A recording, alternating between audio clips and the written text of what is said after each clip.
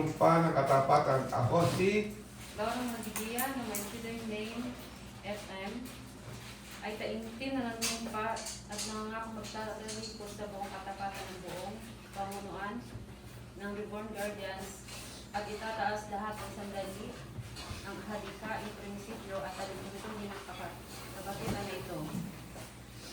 Ako ay nangangako na magiging mabuting kasapi, Reborn Guardians na may prinsipyo at paniniwalaan.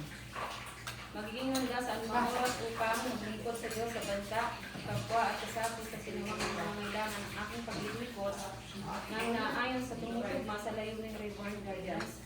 Lahat ang ipaglalaban ko ang kapwa ko kasapi sa anumang uri ng pagtatampa, kapahamakan o karahasan sa kanyang buhay. Hanap buhay, kalayaan, karangalan o aligayan. Gagawin ko ang obligasyon ng bantayan, tigilan, paalalahanan, at gawin ang nararapat na hakbang upang maiwasan ang kapwa o kasapi ang pagsuway sa batas at alituntunin ng Reborn Guardians. Tatakwil ko ang sariling interes, selos, inggit at lahat ng hindi makakabuti sa kapwa o kasapi sa halip ay iaalay ko ang aking talento, talino at kakayahan para sa pagpapakilala, pagsusulong at pag-aangat ng espiritual, material, profesional at personal na pakinabangan ng kapwa sa kasapi ng Reborn Guardians. Ibibigay ko ng buo, walang alinlangan at taus-puso ang aking katapatan at pamunuan ng Reborn Guardians. Pagtatanggol at ipaglalaban ko at kapatiran at Reborn Guardians sa kahit sino at anumang samahan na nagnanais siraan, ibagsak, ipahiya, alisin ng karangalan, wasakin o kahit anumang uri ng kalapastanganan, kahihiyan o kapahamakan ng pamunuan. Alituntunin layunin sa programa o gawain at ng aking kapwa kasapi Reborn Guardians.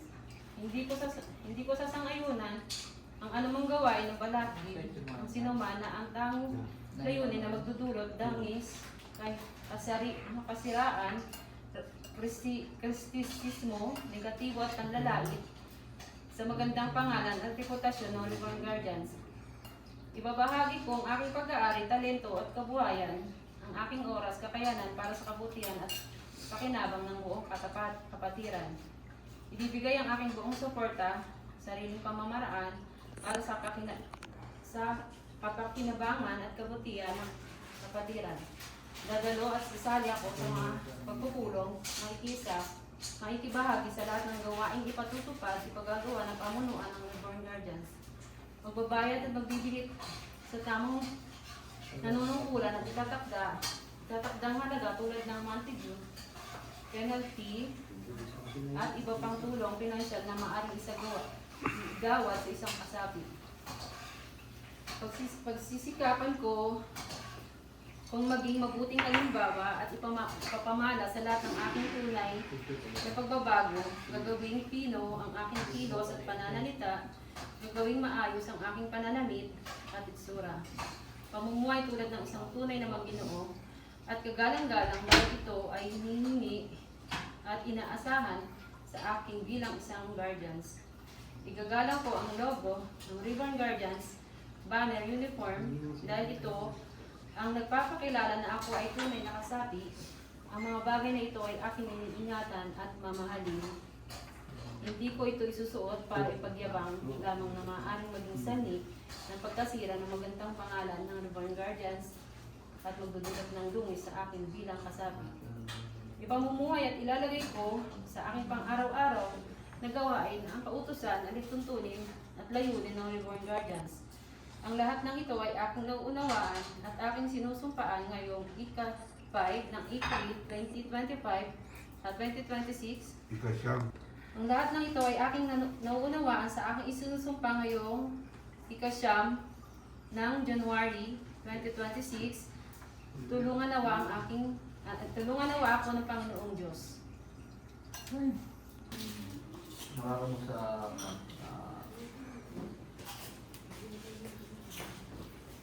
yung Guardians 1 na yan ay yan yung simbolo ng pagtanggap mo sa kapatiran Maraming mga Kunin mo yung kunin mo yung pag-ibang ugali, ang sibuyas, bawang, luya, kamatis, sili. Andyan na lahat yung salo-salo na yung pag-uugali natin. Meron tayo yung sa pag-inom mo ng ganyan talaga, yan yung talagang nasa puso mo, pagtanggap sa kapatiran. Okay? Mula po sa ito. Ang guardian's wine ay simbolo ng kapatiran guardians. Ang mga sangkap nito ay kumakatawan sa mga ugali ng bawat kapatid. May mga ugaling matatamis at maanghang. May ugaling medyo maanghang, may mga sobrang anghang na kung minsan ay hindi na natin kayang lumukin. Ngunit, kailangan pa rin itong inumin at ubusin. Walang itatapon, walang ititira, dahil ito ay sagrado tulad ng mga kanganatin. Ang pag-inom ng guardian's wine ay pagpapahayag, pagpit na pagyakap sa kapatiran guardian. Sa kambal ito ay ang paglawak ng ating mga pag-unawa at pagpapatawad sa ating mga kapatid na nagkakamali at nagkapatala sa atin. Yan po yung guardian's wine na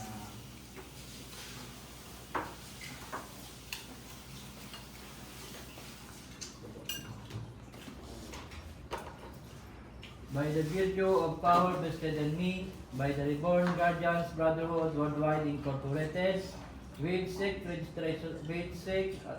Exchange Commission, with registration numbers 2017-07712. I, McDavid, Rick Gutierrez Umaga, Research Scholar Dijon, Elevate, hereby, elevate, throughout the purported members by the Reborn Guardians Brotherhood Worldwide Incorporated, effective today, January 9, 2026. More power in my God bless you.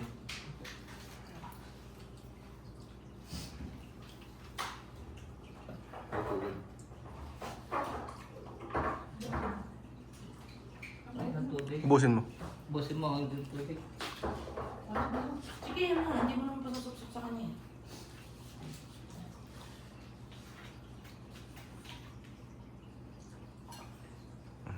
Okay, hawakan niyo sa kaliwa yung tapos ilagay mo sa ulo. Yeah. Sige, taob mo. Yeah.